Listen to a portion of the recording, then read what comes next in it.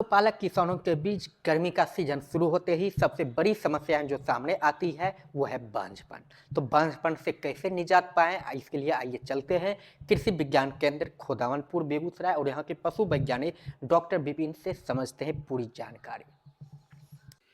गर्मी के मौसम में पशु हाँफते हैं, जिसके कारण उनका बहुत सारा शरीर का ऊर्जा उनके हाँफने में चला जाता है, जिसके चलते उनकी जो हीट साइकिल होती है वो डिस्टर्ब होती है। इसके कारण बांझपन होता है।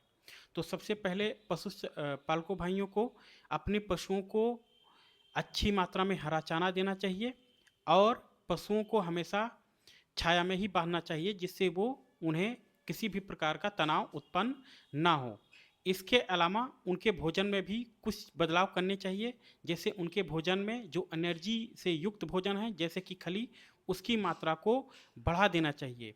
इसके बावजूद भी यदि किसी का पशु बार बार गर्भ नहीं ग्रहण कर रहा है हीट में आने के बाद, तो उसे घृत कुमारी, जिसे हम एलोवेरा कहते हैं, उसकी 1 या 2 पंखुड़ियाँ लेकर खाली पेट 3 दिन तक अपने पशु को देना चाहिए।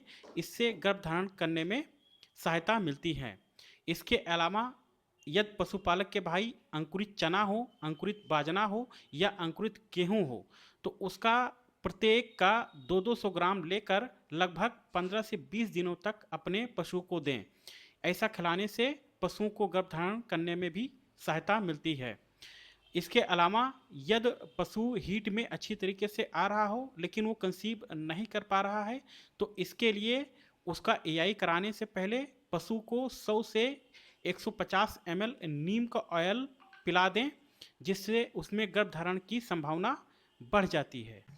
तो आपने सुना कि बांझपन से बचाने के लिए पशुपालक किसानों को क्या कुछ करना चाहिए, क्या कुछ घरेलू उपाय उन्हें उनके लिए मददगार साबित हो सकता है।